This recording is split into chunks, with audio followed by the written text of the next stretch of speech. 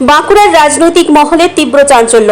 খুনের চেষ্টার মামলায় যোগ সাজসের অভিযোগে গ্রেপ্তার তৃণমূলের শ্রমিক সংগঠনের নেতা। বাঁকুড়ায় খুনের চেষ্টার ঘটনায় যোগ সাজসের অভিযোগে গ্রেপ্তার করা হলো তৃণমূলের শ্রমিক সংগঠন INTTUC এর দাপুটে নেতা শ্যামসুন্দর দত্তকে। বৃহস্পতিবার রাতে তাকে গ্রেপ্তার করে বাঁকুড়া সদর থানার পুলিশ। শুক্রবার ধৃতকে বাঁকুড়া জেলা আদালতে তোলা হলে তার জামিনের আবেদন খারিজ করে জেল হেফাজতের নির্দেশ দেন বিচারক। আগামী 20 মে ফের তাকে আদালতে পেশ করার নির্দেশ দেওয়া হয়েছে। জানা গিয়েছে, গত 15 এপ্রিল গভীর রাতে বাড়ি ফেরার পথে বাঁকুড়া শহরের হিন্দু হাই স্কুলের জল ট্যাঙ্কের সামনে আক্রান্ত হন 6 নম্বর ওয়ার্ডের বাসিন্দা বিবেক মালাকার নামে এক যুবক। অভিযোগ, 3 যুবক তার উপর হামলা চালিয়ে বেধড়ক মারধর করে এবং ধারালো অস্ত্র দিয়ে খুনের চেষ্টা করে। ঘটনার পর আক্রান্তের বাবা স্থানীয় 3 যুবকের বিরুদ্ধে বাঁকুড়া সদর থানায় লিখিত অভিযোগ দায়ের করেন। পুলিশ সূত্রে খবর, তদন্তে নেমে মূল অভিযুক্ত 3 যুবকের পাশাপাশি INTTUC এর বাঁকুড়া শহর সাধারণ সম্পাদক শ্যামসুন্দর দত্তর যোগ সাজসের তথ্য সামনে আসে। এরপরেই তাকে গ্রেপ্তার করা হয়। ধৃতের বিরুদ্ধে খুনের চেষ্টার অভিযোগ ছাড়াও ভারতীয় ন্যায় সংহিতার একাধিক ধারায় মামলা রুজু করেছে পুলিশ। অন্যদিকে আদালতে তোলা হলে ধৃত তৃণমূল নেতার দাবি, কেন তাকে গ্রেপ্তার করা হয়েছে সে বিষয়ে তিনি কিছুই জানেন না। তার আইনজীবীর অভিযোগ, রাজনৈতিক চক্রান্ত করেই এই গ্রেপ্তারি করা হয়েছে। অভিযোগ তার বিরুদ্ধে কিছু নেই। আমরা যেটা অভিযোগপত্র আজকে আমরা দেখলাম, অভিযোগপত্র যেটা রয়েছে সেখানে নির্দিষ্টভাবে 3 জন 4 জনের নাম রয়েছে, শ্যামসুন্দর দত্তর নাম নেই। কিন্তু পুলিশ বলছে সেই ঘটনা, যেটা একটা মারপিট হয়েছিল, প্রাণে মারার চেষ্টার একটা ঘটনা বাঁকুড়া শহরের লালবাজারে হিন্দু স্কুলের সামনে একটা ঘটনা ঘটে 17/4/2026 তারিখে।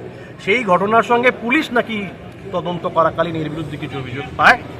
সেই অভিযোগের ভিত্তিতেই নাকি এবং সেই তথ্য এবং সাক্ষ্য প্রমাণের ভিত্তিতে নাকি পুলিশ আজকে অ্যারেস্ট করে তাকে কোর্টে ফরওয়ার্ড করে।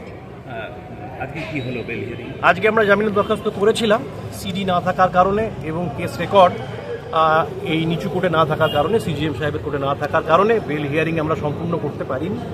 20 তারিখে আবার দিন ধার্য করা হয়েছে শুনানির জন্য এবং সেই দিনকে পুলিশ ইনভেস্টিগেশনে কী পেয়েছে না পেয়েছে, এই আসামির বিরুদ্ধে কী রয়েছে না রয়েছে খতিয়ে দেখা হবে এবং সেদিনই বেল হিয়ারিং পূর্ণাঙ্গভাবে হবে। পলিটিক্যাল কোনো ইন্টেনশন? অবশ্যই আমার তো মনে হয় এটা পুরোপুরি পলিটিক্যালি মোটিভেটেড একটা মামলা। তার একটা রাজনৈতিক পরিচয় রয়েছে, সে একটি বিশেষ রাজনৈতিক দলের সঙ্গে সক্রিয়ভাবে যুক্ত ছিল বিগত দিনে, তাছাড়া আর অন্য কিছুই না। কি অভিযোগ কি আমি নিজেই জানি না। আমাকে কালকে টাউনবাবু বললো যে IC স্যার একবার আমি যথারীতি ভৈরবস্থানে বসেছিলাম আমার নিজের চেকের কাছে। আমি থানায় গেলাম, বললো আমাকে বসিয়ে দিল।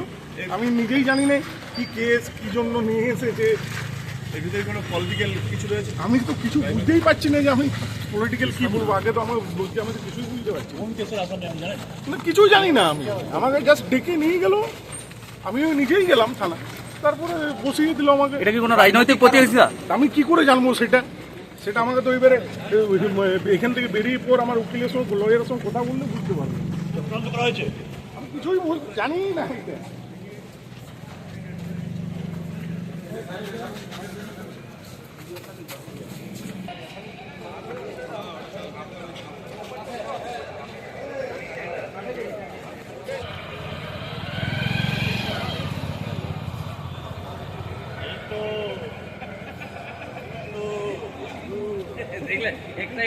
কোর্টে কি হলো?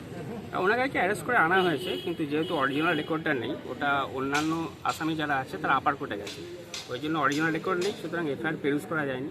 অভিযোগ কি জানা যায়নি, তবে বেলটা রিজেক্ট হয়েছে। পরবর্তীকালে সিডিটা কল করা হয়েছে, সিডি দেখে কনসিডার করা। নেক্সট ডেট দেখতে হবে।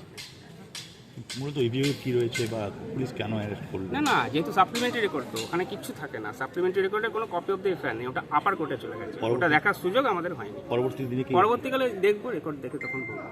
ঠিক আছে, থ্যাংক ইউ।